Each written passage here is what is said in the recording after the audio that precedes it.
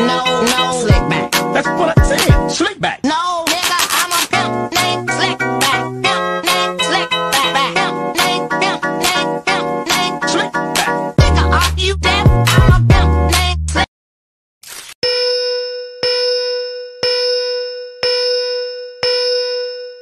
Assalamualaikum warahmatullahi wabarakatuh.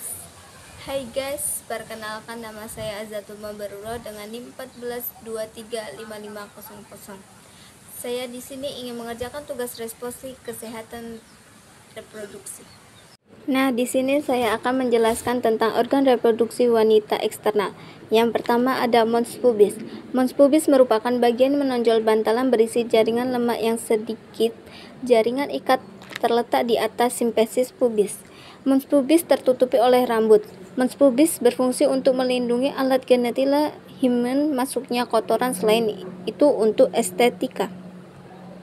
Yang kedua ada labia mayora, merupakan kelanjutan dari mons pubis, bentuknya lonjong dan menonjol, berasal dari mons pubis dan berjalan ke bawah dan ke belakang.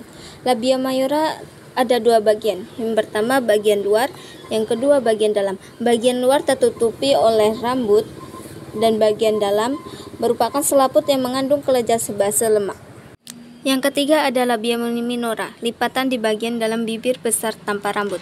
Dan yang keempat ada vestibulum, alat reproduksi bagian luar yang dibatasi oleh kedua bibir kecil, bagian atas sklerotis, bagian belakang bawah pertemuan kedua bibir kecil, berfungsi untuk mengeluarkan cairan yang berguna untuk melumasi vagina saat bersenggama. Yang kelima ada sklerotis, sebuah jaringan erektil kecil yang serupa dengan penis laki-laki. Dan yang selanjutnya keenam ada himen, merupakan jaringan yang menutupi lubang vagina, bersifat rapuh dan mudah sobek. Yang selanjutnya ada urethral opening, tempat keluarnya urin, dan vaginal extranse, tempat masuknya penis saat bersenggama. Yang selanjutnya ada anus, tempat keluarnya kotoran manusia. Yang selanjutnya organ reproduksi wanita internal. Yang pertama itu ada vagina. Vagina merupakan saluran muskulus membratus yang menghubungkan uterus dengan vulva. Panjang bagian depannya sekitar 9 cm dan bagian belakangnya sekitar 11 cm. Selanjutnya ada uterus. Uterus adalah suatu struktur otot yang cukup kuat, bagian luarnya ditutupi oleh perimetrium, sedangkan rongga dalamnya dilapisi oleh mukosa yang berfungsi sebagai tempat calon bayi dibesarkan. Selanjutnya ada ovarium. Ovarium adalah tempat produksi sel telur. Dan selanjutnya ada fimbre. Fimbre tempat menangkap ovum yang sudah siap dibuahi. Selanjutnya ada tuba fallopi. Tuba fallopi adalah tempat pertemuan sel telur dengan ovum. Dan selanjutnya ada endometrium, dinding yang akan menebal setelah terjadinya peluruhan atau setelah menstruasi. Yang selanjutnya ada meometrium, baik yang mengandung otot dan pembuluh darah. Selanjutnya organ reproduksi pria. Organ reproduksi pria ada dua, ada internal dan eksternal. Yang internal pertama ada testis. Testis berfungsi sebagai penghasil sperma dan juga merupakan organ endokrin. Yang selanjutnya ada epididymis. Epididymis berfungsi sebagai tempat penyimpanan sementara sperma sampai menjadi matang dan bergerak menuju vas deferens. Vas deferens berfungsi sebagai saluran tempat keluarnya sperma dari epididymis menuju vesicula seminalis. Dari vesicula seminalis menuju ke kandung kemih. Dari kandung kemih menuju ke kelenjar prostat, terletak di bawah urinari, dan dari kelenjar prostat keluar menuju uretra. Yang organ reproduksi eksternal yaitu yang pertama ada penis, terletak menggunakan di depan skrotum.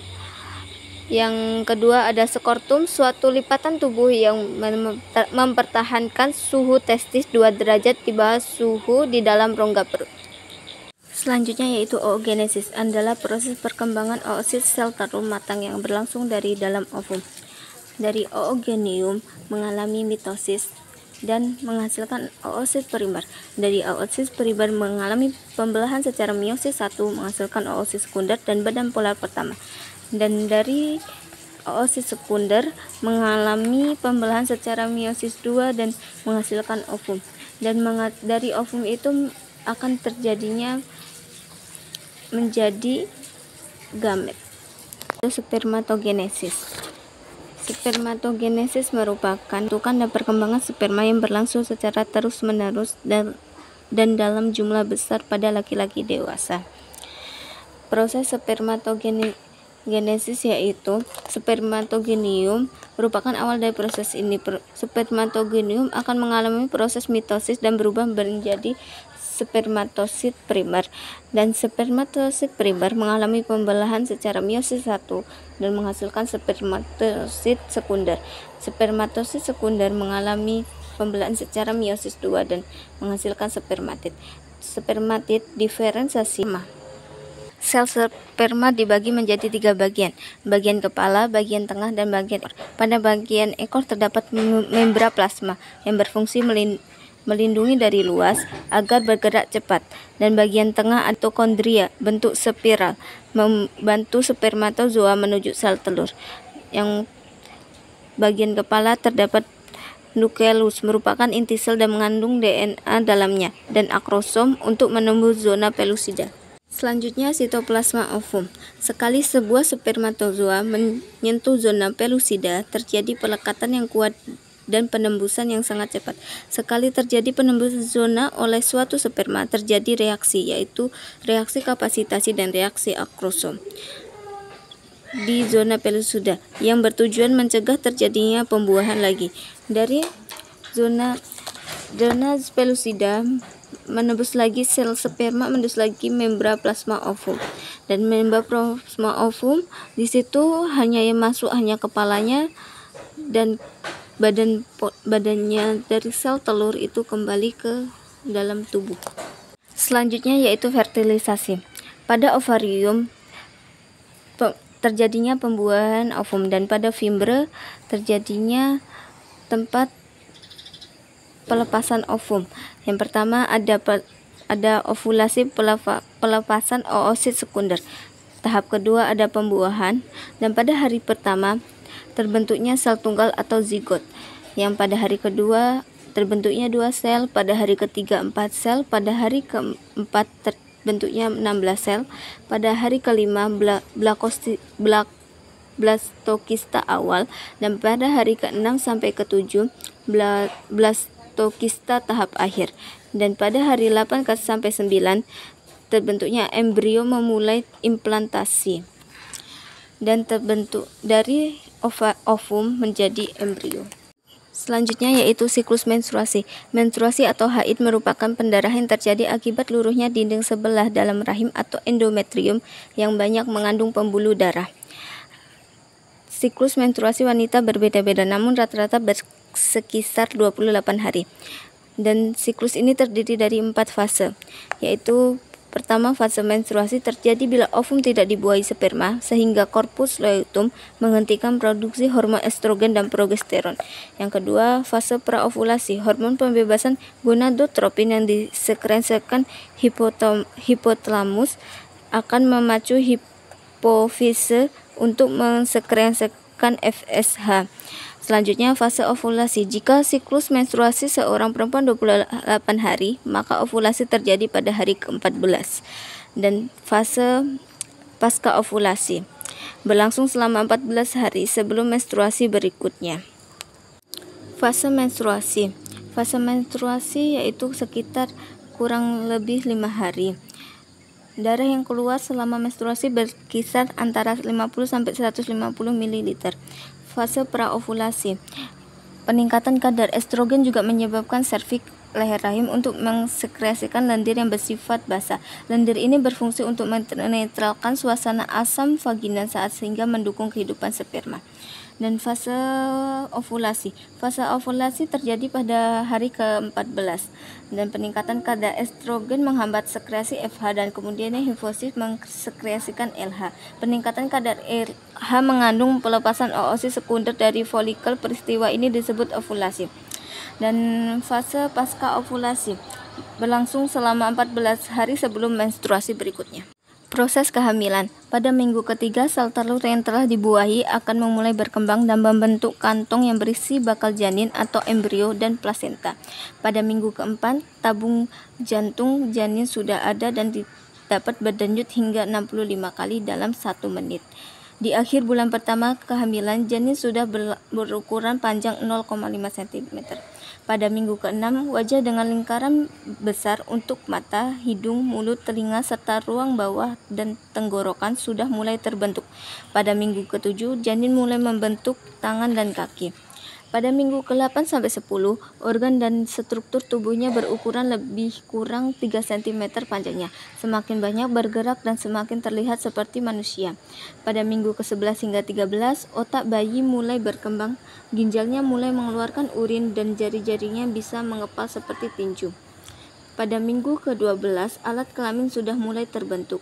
Hasil akhir trimester pertama, bayi berukuran lebih kurang 8 cm. Pada minggu ke-14 sampai 18, indera perasaannya terbentuk dan bisa mendeteksi cahaya. Alat kelamin terbentuk dengan baik. Dan pada minggu ke-19 sampai 22 sudah bisa mendengar suara. Bayi akan banyak menelan dan memproduksi kotoran atau mekonium. Pada minggu ke-23 sampai 29 mulai menumbuhkan alis, rambut, berat badan bertambah, bayi bisa menghirup dan mengeluarkan cairan plasenta. Bayi dalam kandungan bisa membuka dan menutup matanya dan menghisap jari-jarinya bahkan cengkukan. Pada minggu ke-30 sampai 35, berat badan bayi mencapai 3 kg dan panjangnya 48 cm. Tendangan bayi mulai terasa dan lebih kuat. Pada minggu 36 sampai 41, bayi akan turun ke arah panggul. Ibu akan sering mengalami keputihan dan kontraksi. Nah, selanjutnya yaitu proses persalinan terdiri dari 4 kala, yaitu kala pertama mulainya kontraksi uterus sehingga mencapai pembukaan lengkap. Kala 1 dibagi menjadi 2 fase, yaitu fase laten dimulainya sejak awal kontraksi yang menyebabkan penipisan dan pembukaan serviks secara bertahap. Pembukaan serviks hingga 3 cm berkurang lebih 8 jam. Fase aktif yaitu fase pembukaan 8-10, biasanya dengan kecepatan 1 meter atau lebih dari 5 cm. Yang kala kedua dimulai dari pembukaan sampai bayi lahir. Lamanya pada primi kurang lebih 1 jam, pada multi kurangnya lebih setengah jam. Adapun tanda-tanda gejala kala 2 yaitu ibu mempunyai keinginan untuk meneran, ibu merasakan tekanan yang semakin meningkat pada rektum. Kala ketiga dimulainya setelah bayi lahir, dengan lahirnya plasenta berlangsung 6-15 menit. Kala keempat, masa 2 jam setelah plasenta lahir. Yang perlu diobservasi adalah tekanan darah, nadi, suhu, hingga fundus arteri. Jaringan-jaringan yang ada di tempat ASI yaitu dinding toraks, otot dada, lobus, puting susu, areola, kulit. Nah, selanjutnya ada cara pengamatan teknik penyusui yang benar, yaitu badan bayi menempel dengan perut ibu, mulut bayi terbuka lebar, dagu bayi menempel dengan payudara ibu, sebagian besar areola masuk ke dalam mulut bayi, areola bagian bawah lebih banyak yang masuk. Selanjutnya, bayi nampak menghisap kulit dengan irama perlahan. Selanjutnya, puting ibu tidak terasa nyeri. Selanjutnya, telinga dan lengan bayi terletak pada satu garis lurus. Selanjutnya, kepala bayi agak mengandah. Dari otak menghasilkan anterior pituitary dan menghasilkan prolaktin milk production dan menuju ASI. Dari otak menghasilkan oksitos milk ejection dan menjadi ASI. Dari otak menghasilkan respon increase dan menghasilkan menjadi ASI, dan perkembangan ASI tersebut dari perkembangan otak ibu.